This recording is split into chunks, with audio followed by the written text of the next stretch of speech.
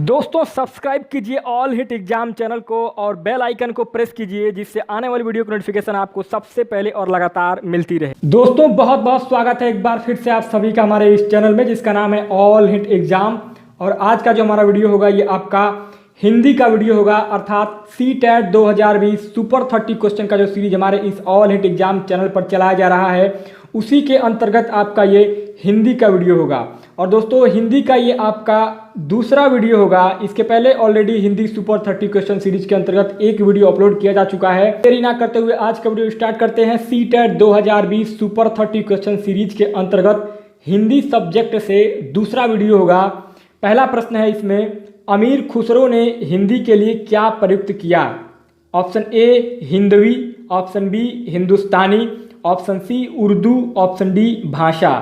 तो दोस्तों पहले नंबर के प्रश्न में जो आपका सबसे सही विकल्प होगा वो आपका ऑप्शन ए हिंदवी बिल्कुल राइट ऑप्शन हो जाएगा, क्योंकि अमीर खुसरो ने हिंदी के लिए हिंदवी शब्द का प्रयोग किया था, इसलिए आपका पहले नंबर के प्रश्न में ऑप्शन ए राइट आंसर हो जाएगा। दूसरा प्रश्न है, पूर्वी हिंदी का संबंध माना गया है। ऑप्शन ए मागधी अपभ्रंश, ऑप्शन बी अर्ध मागधी अपभ्रंश, ऑप्शन सी शौरसेनी अपभ्रंश, ऑप्शन डी उपरोक्त में से कोई नहीं।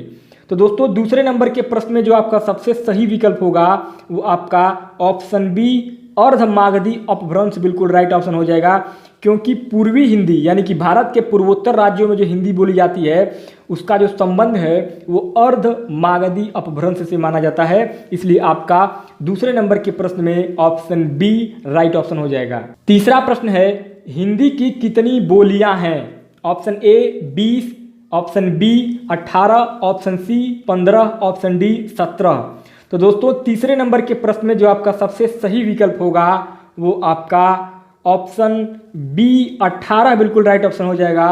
क्यों होगा? क्योंकि हिंदी में जो बोलियां हैं उनकी संख्या 18 होता है, इसलिए आपका तीसरे नंबर के प्रश्न में ऑप्शन बी 18 बिल्कुल राइट ऑप्शन हो जाएगा। अब दोस्तों आप लोग सोच रहे होंगे कि बी के जगह पे सी है और सी के जगह पे बी है। चौथा प्रश्न है, राजकीय कार्यों में प्रयुक्त होने वाली भाषा क्या कहलाती है? ऑप्शन ए राजभाषा, ऑप्शन बी राष्ट्रभाषा, ऑप्शन सी मानक भाषा, ऑप्शन डी लोक भाषा। तो दोस्तों चौथे नंबर के प्रश्न में जो आपका सबसे सही विकल्प होगा वो आपका ऑप्शन ए राजभाषा बिल्कुल राइट ऑप्शन हो जाएगा, क्योंकि राज्य के कार्यों में जो आपका भाषा का इस्तेमाल किया जाता है वो आपका राजभाषा कहलाता है। जैसे कि उत्तर प्रदेश में आपका हिंदी भाषा का इस्तेमाल किया जाता है राज्य के कार्यों में, इसलिए आपका उत्तर प्रदेश का राजकीय भाषा होगा क्या होगा? आपका हिंदी होगा। इसलिए चौथे नंबर के प्रश्न में आपका ऑप्शन ए राजभाषा बिल्कुल राइट ऑप्शन हो जाएगा। पांचवा प्रश्न है, भारत में भाषाओं का साहित्यिक विकास क्रम माना जाता है। ऑप्शन ए संस्कृत पाली प्राकृत अपभ्रंश, ऑप्शन बी संस्कृत प्राकृत पाली अपभ्रंश, सी संस्कृत अपभ्रंश पाली प्राकृत, ऑप्शन डी पाली संस्कृत प्राकृत अपभ्रंश। तो दोस्तों 5 नंबर के प्रश्न में जो आपका सबसे सही साहित्यिक विकास का क्रम होगा भाषाओं का वो आपका ऑप्शन ए सबसे पहले संस्कृत आपका देव भाषा है, उसके बाद पाली, उसके बाद प्राकृत, उसके बाद अपभ्रंश। तो ये जो है आपका भारत में भाषाओं का साहित्यिक विकास क्रम है, इसलिए आपका 5 नंबर के प्रश्न में ऑप्शन ए बिल्कुल राइट ऑप्शन हो जाएगा। छठवां प्रश्न है, निम्न में से कौन पूर्वी हिंदी की बोली नहीं है? Option A Braj, option B Awadhi, option C Bagheli, option D Chhattisgarhi. तो दोस्तों छठवें नंबर के प्रश्न में जो आपका सबसे सही विकल्प होगा वो आपका ऑप्शन ए ब्रज बिल्कुल राइट ऑप्शन हो जाएगा। क्यों होगा?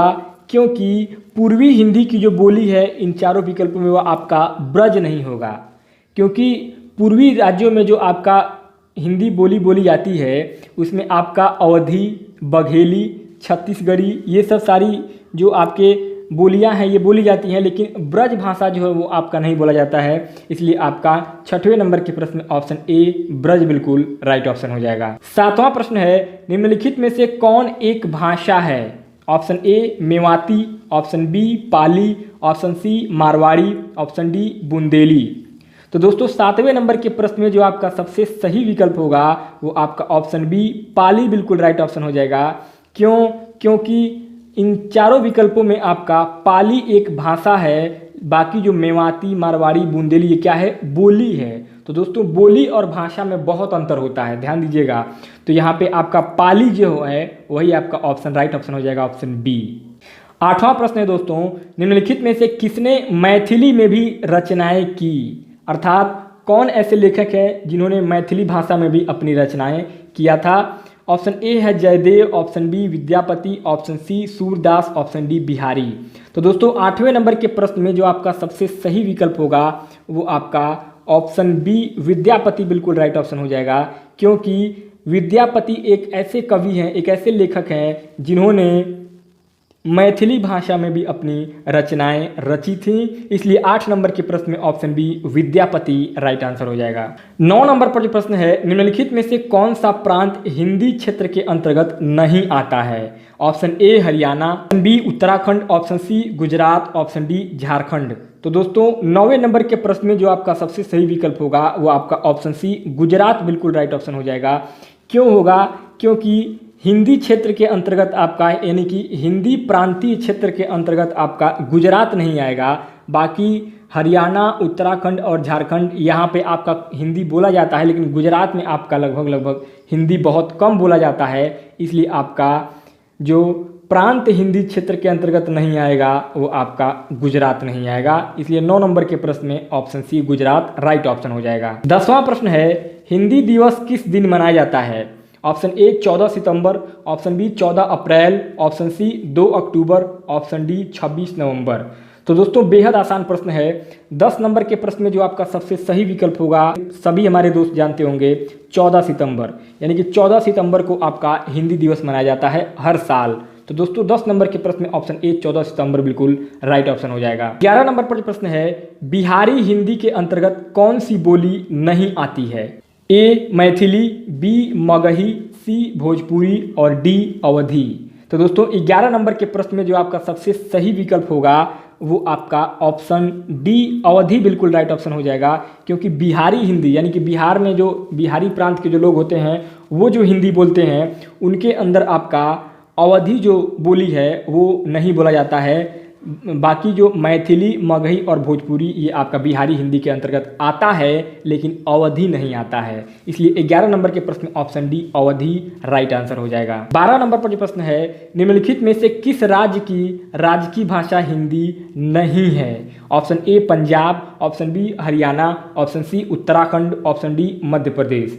तो दोस्तों 12 नंबर के प्रश्न में आपका जो सबसे सही विकल्प होगा वो आपका ऑप्शन ए पंजाब बिल्कुल राइट ऑप्शन हो जाएगा, क्योंकि पंजाब राज्य की राजकीय भाषा हिंदी नहीं है। बाकी हरियाणा, उत्तराखंड, मध्य प्रदेश इन तीनों राज्यों की जो राजकीय भाषा है यानी कि जो राज्य में कार्यभार की जो आधिकारिक भाषाएं होती हैं उनमें आपका हिंदी जो है वो शामिल है, लेकिन पंजाब में नहीं है, इसलिए आपका 12 नंबर के प्रश्न में option A Punjab right option हो जाएगा।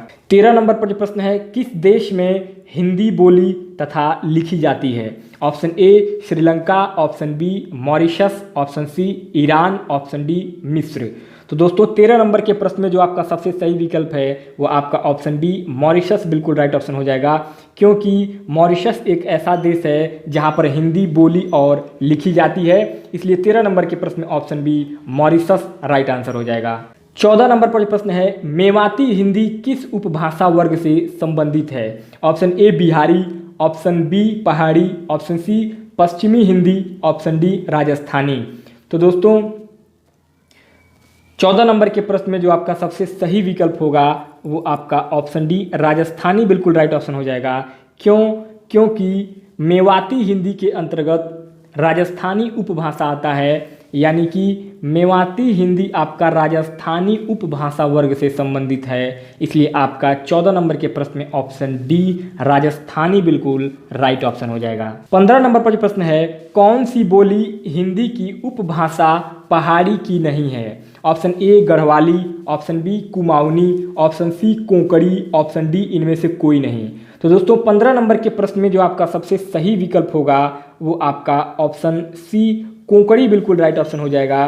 क्यों, क्योंकि कोंकणी बोली हिंदी की उपभाषा पहाड़ी की नहीं है। तो दोस्तों 15 नंबर के प्रश्न में ऑप्शन सी कोंकणी बिल्कुल राइट ऑप्शन हो जाएगा। 16 नंबर पर जो प्रश्न है, निम्न में से कौन से कथन सत्य हैं। ऑप्शन ए हिंदी भारत की राष्ट्रभाषा तथा राजभाषा दोनों है। बी तमिलनाडु की राजकीय भाषा हिंदी है। सी इंडोनेशिया की आधी आबादी हिंदी बोलती है। ऑप्शन डी अवधी बिहार के दक्षिणी जिलों में बोली जाती है। तो दोस्तों 16 नंबर के प्रश्न में जो आपका सबसे सही विकल्प होगा वो आपका ऑप्शन ए हिंदी भारत की राष्ट्रभाषा तथा राजभाषा दोनों है। यह जो कथन है बिल्कुल राइट ऑप्शन हो जाएगा, ऑप्शन नंबर ए। 17 नंबर पर प्रश्न है भाषा संस्कृत की किस धातु से निष्पन्न हुई है, यानी कि भाषा जो है संस्कृत की किस धातु से निकली है। ऑप्शन ए भस, ऑप्शन बी भाष, ऑप्शन सी भाख, ऑप्शन डी भक।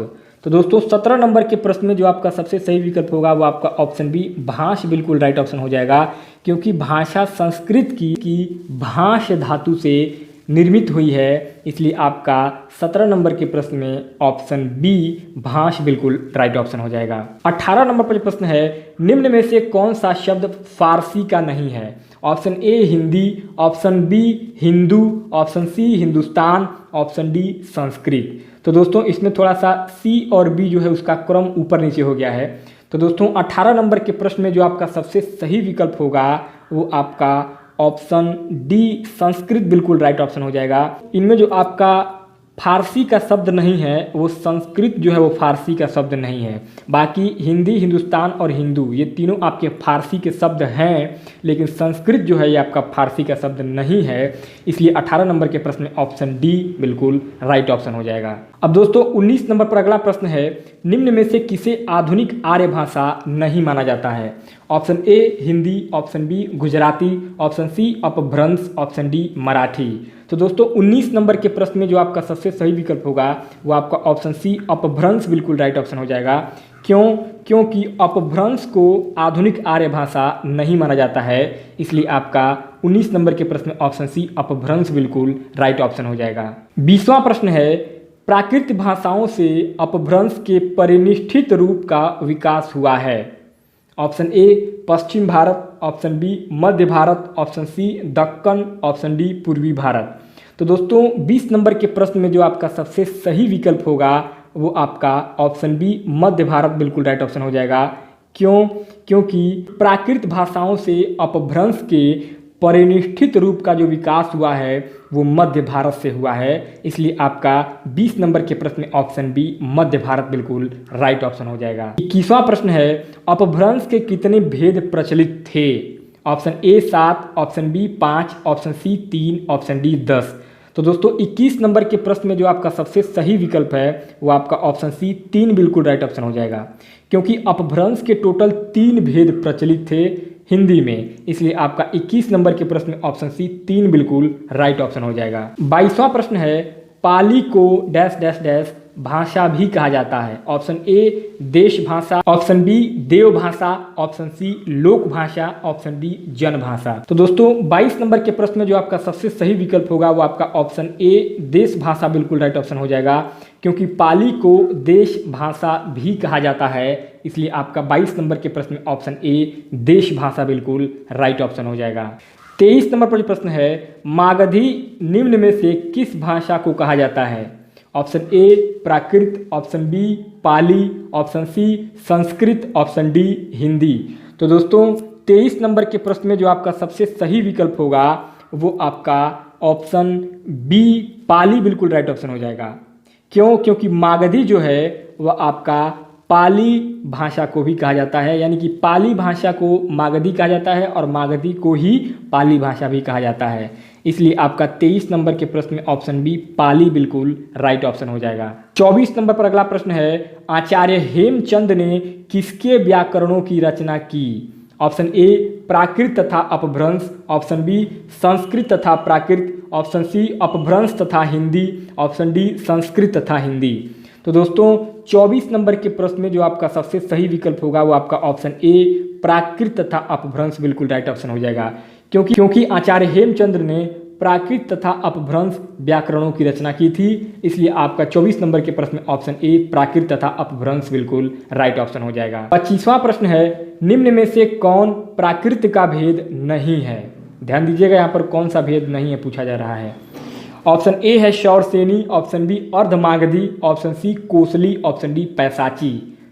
तो दोस्तों 25 नंबर के प्रश्न में जो आपका सबसे सही विकल्प होगा वो आपका ऑप्शन सी कोसली बिल्कुल राइट ऑप्शन हो जाएगा, क्योंकि कोसली जो है वो आपका प्राकृत का भेद नहीं है। बाकी शौरसेनी, अर्धमागधी और पैसाची ये आपके प्राकृत के भेद हैं, लेकिन कोसली जो है वो आपका प्राकृत भाषा का भेद नहीं है। इसलिए भेद मतलब होता है प्रकार, तो दोस्तों ये प्राकृत का प्रकार नहीं है कोसली, इसलिए आपका 25 नंबर के प्रश्न ऑप्शन सी कोसली बिल्कुल राइट ऑप्शन हो जाएगा। 26वां प्रश्न है व्याकरण दर्पण किसकी रचना है? Option A Shivpujan Sahay, option B Kishoridas Vajpeyi, option C Ramchandra Shukla, option D Shyam Sundar Das. तो दोस्तों 26 नंबर के प्रश्न में जो आपका सबसे सही विकल्प है वो आपका ऑप्शन ए शिवपूजन सहाय बिल्कुल राइट ऑप्शन हो जाएगा, क्योंकि व्याकरण दर्पण जो रचना है व्याकरण दर्पण वो आपका शिवपूजन सहाय के द्वारा रची गई थी, इसलिए 26 नंबर के प्रश्न में ऑप्शन ए राइट ऑप्शन हो जाएगा। 27वां प्रश्न है हिंदी शब्द का प्रयोग सर्वप्रथम किस भाषा की रचना में हुआ? Option A Sanskrit, option B Pali, option C Prakrit, option D Farsi. तो दोस्तों 27 नंबर के प्रश्न में जो आपका सबसे सही विकल्प होगा वो आपका ऑप्शन डी फारसी बिल्कुल राइट ऑप्शन हो जाएगा, क्योंकि हिंदी शब्द का सबसे पहले जो प्रयोग हुआ था वो फारसी लैंग्वेज में हुआ था, इसलिए आपका 27 नंबर के प्रश्न में ऑप्शन डी फारसी बिल्कुल राइट ऑप्शन हो जाएगा। 28 नंबर पर प्रश्न है भारत में बोलियों की संख्या कितनी निर्धारित की गई है? Option A 650, option B 436, option C 18, option D 32। तो दोस्तों 28 नंबर के प्रश्न में जो आपका सबसे सही विकल्प होगा वो आपका ऑप्शन बी 436 बिल्कुल राइट ऑप्शन हो जाएगा, क्योंकि भारत में कुल बोलियों की जो संख्या है वो 436 यानी कि 436 प्रकार की बोलियां भारत में है। दोस्तों इसको ध्यान रखिएगा, ये कई बार परीक्षाओं में आ चुका है। 29 नंबर पर अगला प्रश्न है कौन रचनाकार अवधि क्षेत्र का नहीं था? Option A Premchandra, option B Jaishankar Prasad, option C Bharatendu, option D Jainendra. तो दोस्तों 29 नंबर के प्रश्न में जो आपका सबसे सही विकल्प होगा वो आपका ऑप्शन डी जैनेन्द्र बिल्कुल राइट ऑप्शन हो जाएगा, क्योंकि जो जैनेन्द्र थे वे आपके अवधि क्षेत्र के नहीं थे। बाकी प्रेमचंद, जयशंकर प्रसाद और भारतेंदु ये तीनों के तीनों आपके अवधि क्षेत्र के रचनाकार थे, जबकि जैनेन्द्र अवधि क्षेत्र के नहीं थे, इसलिए आपका 29 नंबर के प्रश्न में ऑप्शन डी जैनेन्द्र बिल्कुल राइट ऑप्शन हो जाएगा। अब दोस्तों 30 नंबर पर आखिरी प्रश्न होगा आपका CTET 2020 सुपर 30 क्वेश्चन सीरीज के अंतर्गत हिंदी के दूसरे क्लास का 30 नंबर पर आखिरी प्रश्न होगा तुलसीदास की रचना रामचरितमानस किस बोली की साहित्यिक रचना है? Option A Awadhi, option B Braj, option C Maithili, option D Magahi. तो दोस्तों 30 नंबर के आखिरी प्रश्न में जो आपका सबसे सही विकल्प होगा वो आपका ऑप्शन ए अवधी बिल्कुल राइट ऑप्शन हो जाएगा। क्यों? क्योंकि तुलसीदास की रचना रामचरितमानस जो है वो अवधी भाषा में रची गई थी, इसलिए आपका 30 नंबर के प्रश्न में ऑप्शन ए अवधी बिल्कुल राइट ऑप्शन हो जाएगा। दोस्तों इस प्रकार से आपका CTET 2020 सुपर 30 क्वेश्चन सीरीज के अंतर्गत हिंदी भाषा का दूसरे क्लास का वीडियो यहाँ पर समाप्त होता है, और इस वीडियो में भी टोटल 30 प्रश्न शामिल किए गए थे। तो दोस्तों जैसा कि आप सभी पहले से ही जानते हैं कि हमारे इस ऑल हिट एग्जाम चैनल पर CTET 2020 के लिए स्पेशल सुपर 30 नाम से एक सीरीज चलाया जा रहा है, जिसमें हर सब्जेक्ट से 30 बेहद महत्वपूर्ण प्रश्नों को शामिल किया जा रहा है, जो प्रश्न आपके आगामी CTET 2020 के लिए रामबाण साबित होंगे। तो दोस्तों अगर आप हमारा ये पहला वीडियो देख रहे हैं CTET 2020 सुपर 30 क्वेश्चन सीरीज के अंतर्गत, तो दोस्तों मैं निवेदन करूंगा कि आप सुपर 30 क्वेश्चन सीरीज के सारे वीडियो को जरूर देखिएगा, बहुत लाभ मिलेगा आपको CTET 2020 में। तो दोस्तों इस प्रकार से इस वीडियो को यहीं पर समाप्त करते हैं, मिलते हैं नेक्स्ट वीडियो में, तब तक के लिए बहुत बहुत धन्यवाद।